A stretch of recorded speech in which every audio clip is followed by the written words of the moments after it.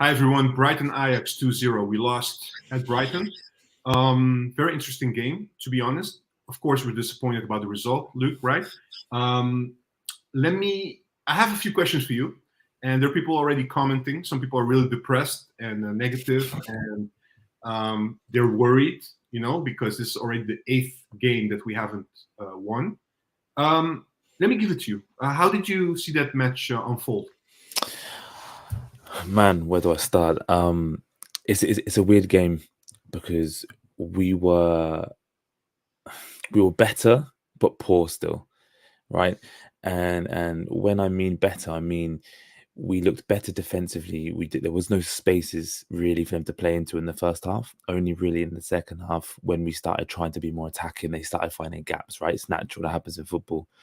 But in the first half, we were making things really difficult, and they were finding it really hard to find spaces until they played that one pass, that one shot, and they equaled that one goal.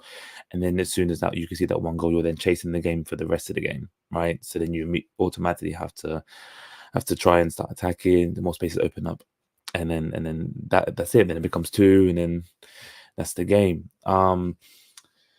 Attacking wise, I could understand the tactics in the sense of you're away. You got to be a bit pragmatic. You got to be a bit conservative. Wait for them to come to you and then try to hit them on a counter and try to go wide. I can understand why they did that. It's just a shame that some of the players that you needed to rely on didn't perform today, right? Yeah. Did you think, because look, I had a feeling we were going to be a bit more defensive, but were you surprised how defensive we were, especially in the first half? Mm, no, no, because the thing you want to do when you have so many times where you lose in a row is to put that to a stop, right? And if you can get away from Brighton with a 0-0 or a 1-1, that's almost like a win, right? It's just unfortunately, I think the quality of Brighton on top of the mistakes that we made, i.e., from the keeper when he parried that shot from Mitoma and then they scored, and then individual mistakes, small ones all over the pitch, it comes to bite you, doesn't it? For example, Sutalo, I don't understand. I don't understand the hype on him. I was very excited when he came because I heard good things, but I've seen zero of them. I've seen zero of them. I've seen Hato, who's probably half the age of him, play become twice the player that he is. What we're seeing on the pitch, and he's only been playing in the first team for about a year and 2 months or so, or something like that. So there are so many players that have something to prove, and you know we've got a lot of work to do. But I don't. It's not as negative as people are making out to be, right? We we made it respectable for ourselves against Brighton. I think going away losing 2-0 to Brighton is nothing to be crying about. It's nothing to be worried about. I've seen plenty of good teams in the Premier League go and lose to Brighton. I've seen them beat Man United before. It's football. Um, but I'm a bit worried about the attacking sense. I was very disappointed with Forbes today. I feel like he couldn't get the ball under control and he deserved to come off at half time to try something else. And Bergwijn, I don't even know what to say about that guy anymore, man. Did you feel like, coming back before we talk about the individual players a little bit more? Did you feel, if you play a tactic like we played, especially again coming back to the first half, because second half we had to chase, right? We were training 1-0. Did you feel like we had any moment in that first half that we would hurt Brighton, or we could at least create chances? Because I was a bit worried that we were too reserved. We were too reserved and just waiting and being, how do you call it? Like, not proactive. We're used to being proactive. Reactive. We'll We be were very reactive. reactive, very, very reactive. And every time there were like glimpses. I don't know if you agree with me. There were glimpses of moments in which there was an opportunity to go forward, but then we started playing the ball back and then back to our mind. It was so careful that I didn't think in the first half we're going to score, we're going to create any chances. That for me was a letdown. For me personally. It's a confidence thing, in my opinion. You've got Mhm. Guy who's 20. who's made 2 mistakes against Feyenoord, got absolutely destroyed online, got destroyed by everyone. And then you got Hato, who he's one of our own. He's a bit confident, but he didn't even want to play the passes forward, and that's because the players further forward weren't there to receive the ball. Where was Taylor? Taylor should be in between the lines, ready to receive that ball to try and progress play. Berghaus did it quite a few times. He would have received it a little bit deeper and tried to progress play, but Taylor was nowhere. It was the correct thing to do to try and hit the wings because they had James Milner and Veltman at left back and right back. Slow. Yeah, and you've got Bergwijn, who's a runner, and Forbes, who is quick, and it should have worked. And in theory, it should have worked, but we tried to find them too deep. Like you said, we were a bit too reserved in terms of we were dropped back a bit too deep at times, but then we would try to pass the ball from that line. So Hato, for example, or Stalo trying to play these balls straight over rather than building it into midfield a little bit, maybe getting it to Berghaus or to Taylor, and then trying to play these balls out wide. Yeah. Because you noticed in the second half when we started having Nilsson on the pitch with Berghaus, they started doing little rotations on the wings, and we started getting a bit more joy, a bit more crosses from Guy, and because there was more options, we was able to play 1-2s and triangles. But in the first half, it was trying to play the ball out wide and get them isolated, but it didn't work. So yeah, we had a chance. I think it was the only real chance we got. That ball that hit the post from Berghuis. Look, let's not dwell too much on what happened, but are you like looking, because prior to the game, right, we had this session that we were talking about what to expect, etc. Did you see any improvements? You mentioned that already, but what kind of improvements did you see, if you saw any? Tahirovic played a lot more into the back line to help protect when the fullbacks went higher. That's something that we highlighted in the live talk, and that was something that needed to be addressed. If you've got weak fullbacks that like to go forward, you need to have someone cover, and I think Tahirovic did that really, really, really well.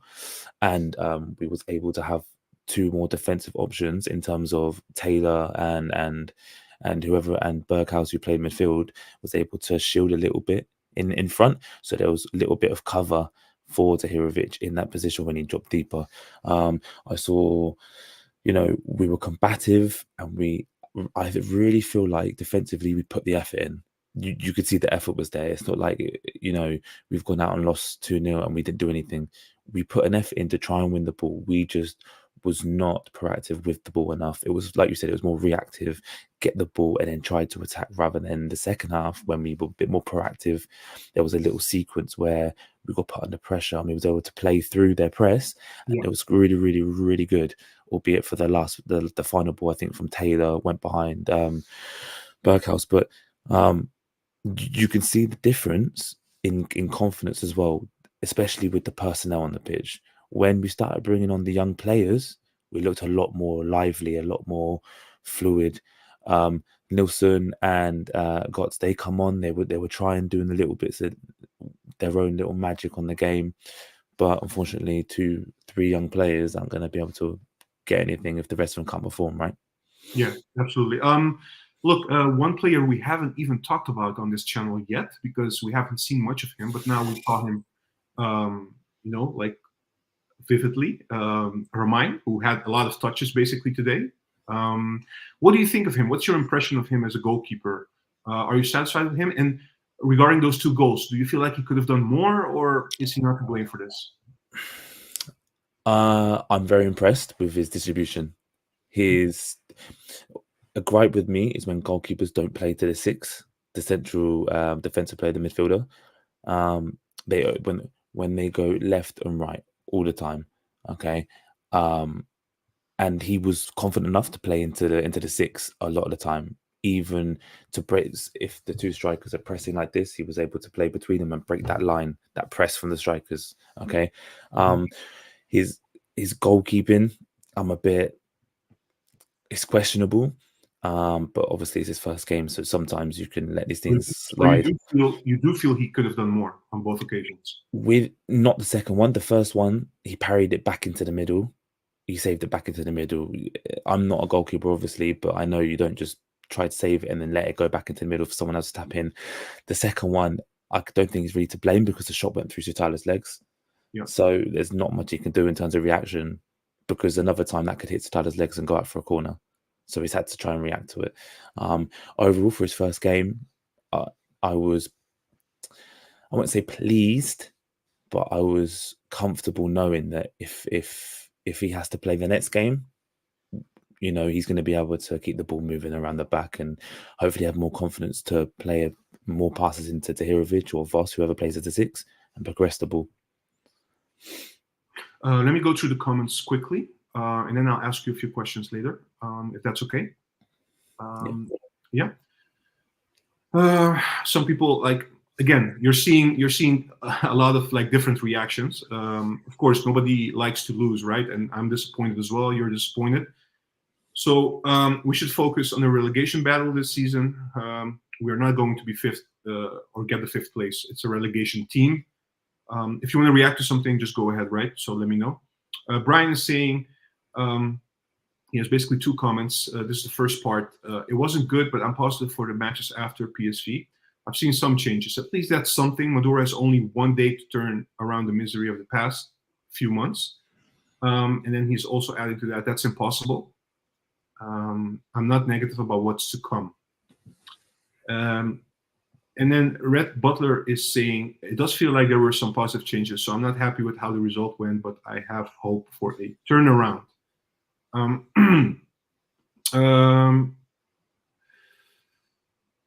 Yeah, some people are saying, you know, Murder Inc. is saying, look, Sutalo and the Croatian boys need to learn English, or at least Dutch. You know, so also adding to that, the confidence level will rise back if they start to win a game in the Eredivisie. Gamble Studio saying we shall overcome. So, you know, some people are hopeful. You know, I'm hopeful as well. I think I've seen some things, and I've seen players, like, especially what you said, like there were some moments, especially in the second half, we were pressed and then we build up from the back and we were able to get out of that press, which I haven't seen before this season. So this is a little bit hopeful for me as well. And it's against Brighton. Let's be honest, guys. We're not playing Excelsior, Volendam, and these kind of teams. With all due respect, it's Brighton. And I mean, I heard one of the pundits saying today, I'm not going to mention the name, like it's only Brighton. No, it's not only Brighton. Brighton is a decent and very good team, and congratulations to them as well. They deserve the win today. We have to be honest about that as well. Steve is saying, this is from the Boer football in Europe. More afraid to lose than anything else. Yeah, I can understand why he commented like that. It felt like that, especially in the first half. Nickname is saying, look, easy math, right? If Utrecht manages to score 4, making sure Brighton only have 2 is an improvement. Right. So, right, that's logic right there. Millennial is saying, look, Ramai played more on the ball with his foot than anyone. Next game, he should play midfield, will be better than Taylor. All right, we're going back with Taylor. What do you think of the midfield? Because that was one of the things we discussed a lot prior to the match in the live stream. Were you, because we were a bit worried how that would go? What do you think of that, looking back? It's quite difficult because they didn't really get the ball. If you know, in the first half, it was always going long out wide. It was always trying to find Bobby or trying to find a long pass. When it did go to Berghaus, especially in the second half, he looked like he was trying to make things go in. Taylor looked lost. Taylor, how many times he touched the ball? Probably like 10, 20 in the whole game. The thing is with Taylor is I don't think he has the intelligence to find space and to receive the ball. He just looks like he just roams, and then he's there suddenly. He finds a bit of space. Oh, I'll get the ball, but then does nothing with it. Every time he plays a pass, it gets intercepted or goes out of play or gets tackled. I don't see what he offers that a player from Young or even Nilsson to play there, just to start the game or to start in the midfield somewhere. What he can't offer.